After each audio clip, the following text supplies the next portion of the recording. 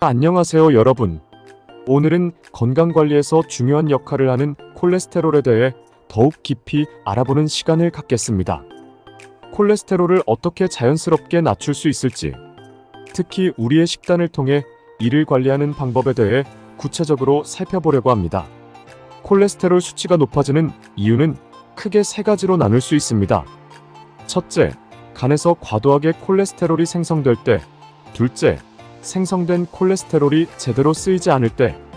그리고 셋째, 체내에서 콜레스테롤이 충분히 배출되지 않을 때가 있습니다. 이 중에서 오늘 우리가 집중할 부분은 콜레스테롤이 제대로 배출되지 않을 때 발생하는 문제를 해결하는 방법입니다. 우리 몸이 콜레스테롤을 효과적으로 배출하도록 돕는 방법에 대해 자세히 알아보겠습니다.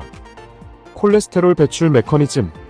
콜레스테롤은 우리 몸의 간에서 만들어지는 중요한 지방 성분입니다. 이 콜레스테롤은 간에서 담즙으로 변환되어 우리가 섭취한 지방을 소화시키는 데 사용됩니다.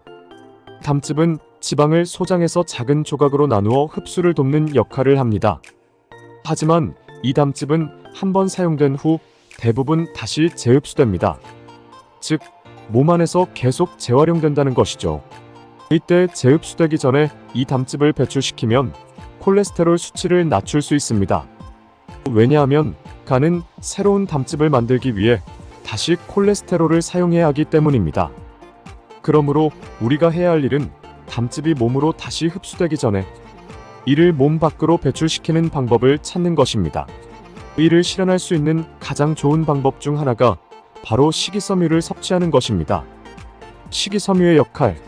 식이섬유는 우리 몸에서 소화되지 않는 탄수화물입니다. 즉, 우리가 섭취해도 에너지원으로 사용되지 않지만 대신 장에서 중요한 역할을 합니다. 식이섬유는 크게 두 가지로 나뉩니다. 하나는 수용성 섬유질이고 다른 하나는 불용성 섬유질입니다. 이 중에서 우리가 주목해야 할 것은 수용성 섬유질입니다. 수용성 섬유질은 물에 녹으면 끈적한 젤 같은 형태로 변합니다. 이 젤이 소장에서 담즙과 결합하여 담즙이 다시 재흡수되지 않고 대변을 통해 배출되도록 돕습니다. 결국 간은 담즙을 재활용할 수 없게 되고 새로운 담즙을 만들기 위해 혈액 속의 콜레스테롤을 다시 사용해야 합니다. 이 과정이 반복되면서 혈중 콜레스테롤 수치가 점차 낮아지게 되는 것이죠. 그러나 주의해야 할 점은 모든 식이섬유가 이와 같은 효과를 내는 것은 아니라는 점입니다. 불용성 섬유질은 물에 녹지 않고 장을 통해 빠르게 배출되기 때문에 담즙과 결합하여 콜레스테롤을 배출시키는 데에는 큰 도움이 되지 않습니다. 예를 들어 참나물이나 취나물 같은 식품에 들어있는 불용성 섬유질은 대변으로 배출될 뿐 콜레스테롤 수치를 낮추는 데는 크게 기여하지 않습니다. 콜레스테롤을 낮추는 음식 추천. 그렇다면 우리가 일상생활에서 쉽게 접할 수 있는 수용성 섬유질이 풍부한 음식에는 어떤 것이 있을까요? 제가 대표적인 두 가지 음식과 함께 추가로 몇 가지 더 소개해 드리겠습니다. 첫 번째 음식 보리. 보리는 콜레스테롤을 낮추는데 탁월한 효과가 있는 식품입니다. 보리에는 베타글루칸이라는 수용성 섬유질이 풍부하게 함유되어 있습니다. 이 베타글루칸은 물에 잘 녹아 점성이 있는 젤을 형성하며 소장에서 담즙과 결합해 담즙이 재흡수되지 않도록 도와줍니다. 결과적으로 담즙이 대변을 통해 배출되기 때문에 간은 다시 콜레스테롤을 사용해 새로운 담즙을 만들어야 하죠. 국내에서 흔히 재배되는 보리에는 두 가지 종류가 있습니다. 쌀보리와 겉보리인데 특히 겉보리는 섬유질 함량이 매우 높습니다. 백미의 섬유질 함량이 1% 미만인 반면 쌀보리는 약 12%, 겉보리는 약 20%에 달합니다. 따라서 보리밥을 섭취하는 것이 콜레스테롤 수치를 낮추는데 아주 유익합니다. 두 번째 음식 다시마. 다음으로 추천드릴 음식은 다시마입니다. 다시마에는 알긴산이라는 수용성 섬유질이 포함되어 있습니다. 이 알긴산은 물에 녹아 젤 형태로 변하며 담즙과 결합해 다시 흡수되지 않고 배출되도록 돕습니다. 다시마를 꾸준히 섭취하면 콜레스테롤을 낮출 뿐만 아니라 변비 해소에도 효과가 있습니다. 단, 다시마만 지속적으로 섭취하는 것은 좋지 않으므로 미역이나 매생이 같은 해조류와 함께 골고루 섭취하는 것이 좋습니다. 다양한 해조류를 섭취하면 섬유질뿐만 아니라 다른 유익한 영양소도 함께 얻을 수 있기 때문에 더욱 효과적입니다.